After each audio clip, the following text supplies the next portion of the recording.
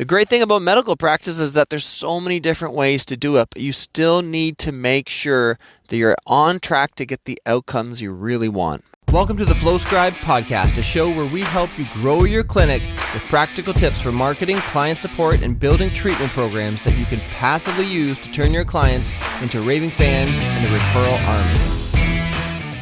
Hey, this is Doc Yates at FlowScribe Podcast, brought to you by FlowScribe.com. And today I want to talk about different tips to make sure that you're on track, considering all of your options to get what you want out of practice. Because there's so many different ways to do it, and there's not really a wrong way, but you need to just make sure that what you're doing is in line with the outcomes that you really want, depending on your current goals and your future goals and what's going to work best for you, for your family, for your clients.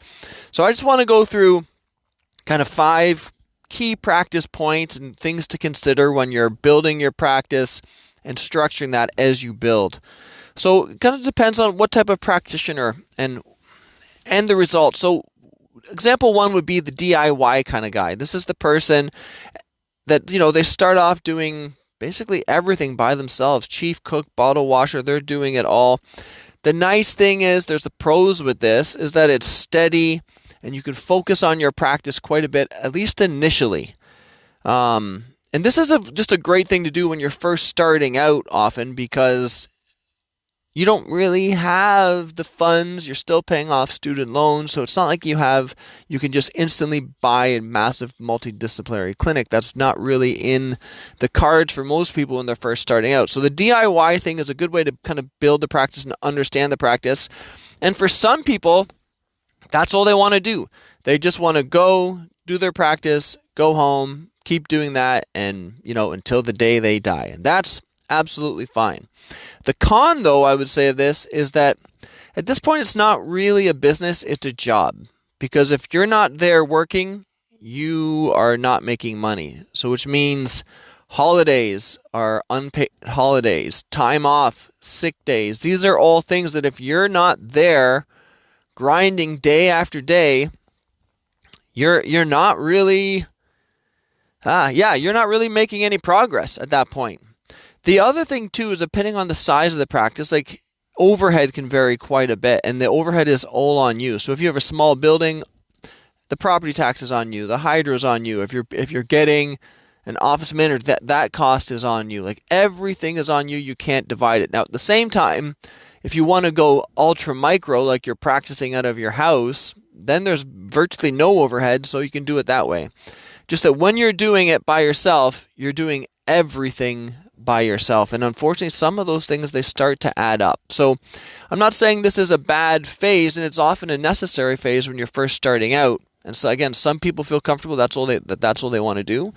But there's pros and cons. Now, the next thing is the team approach when you move to that. Now, the team approach, the pros are you can delegate tasks. You can get time off. And when you start to get busy, which you will, you could still provide better service so that people don't have to wait. Like if you're away, say you're away for a holiday for a week or over Christmas, and people are like, well, I need to do this, or I hurt this, and they just have to wait. And people don't usually like waiting. Even though you may think that you're their number one practitioner, you're their number one practitioner not just on you. Your availability was what made you number one. And when you first start out, you've got a lot of availability, and as you get busier, it starts to close down. You'll start to see that people will start moving to other places if they can't get in to see you when they want you. Now, the cons of the team approach is that, well, one, if you get bad staff, that can be a problem. So you have to be able to get good staff, train staff and you actually have to have a system to train them. Sometimes there's issues where you get, associates in, the associates come in, you do all the marketing for them, you build them up, and then they just take all of those clients and leave. So you've basically done all the work to build their practice for them. And then the other thing with the team approach is that you need to be even busier, because at that point, you're not just trying to fill your schedule, you're trying to fill everybody's schedule. Now, so there's pros and cons for that. And the other thing too is when you're doing multidisciplinary, what type? Well, that's the thing. Are you going to do single or are you going to do multidisciplinary? So you could be, say, a chiropractor, and everyone you bring in is all chiropractors. Or you go with the multidisciplinary where you're a chiropractor and you bring in a naturopath, a nutritionist, an acupuncturist, a massage therapist, and do it that way.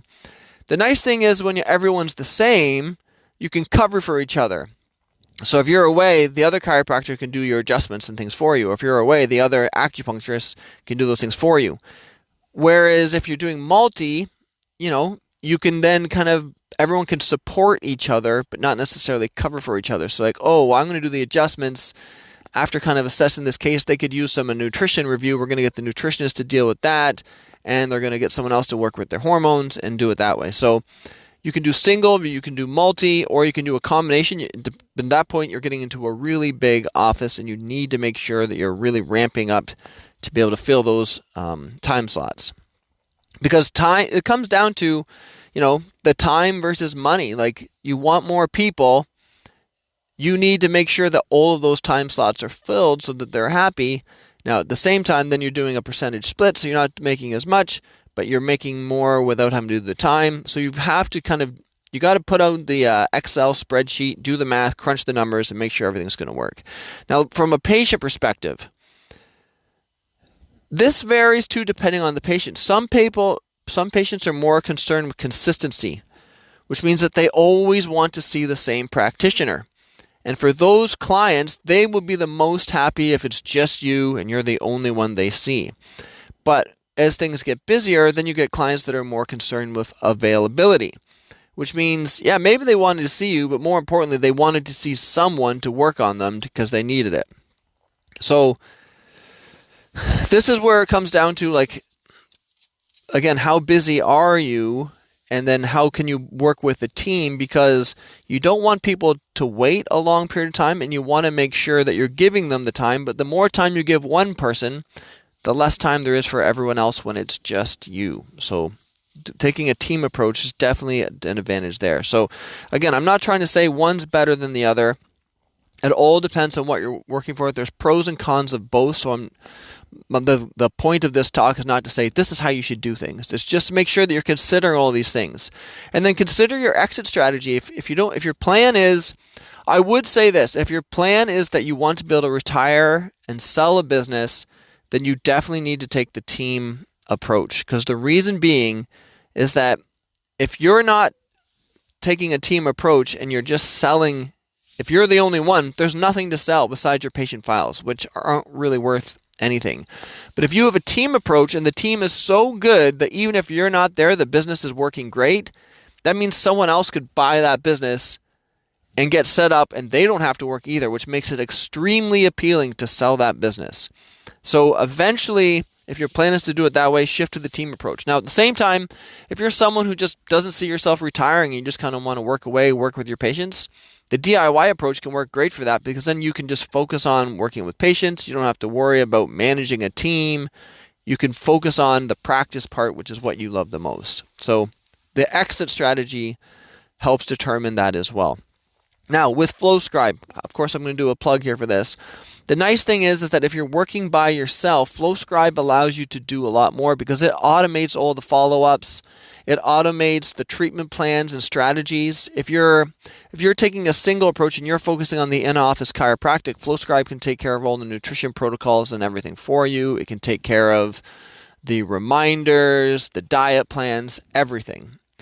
Now, at the same time, if you're building a system and a team, FlowScribe is really helpful because the FlowScribe, you can build a system around that, which means that the other practitioners don't really have a lot of pull because the main pull is FlowScribe, which means if they try to leave, they're not taking that system with them because we only work with certain clients within a one radius. So if you are our client in that radius, if someone else leaves and they set up shop next door, we're not working with them.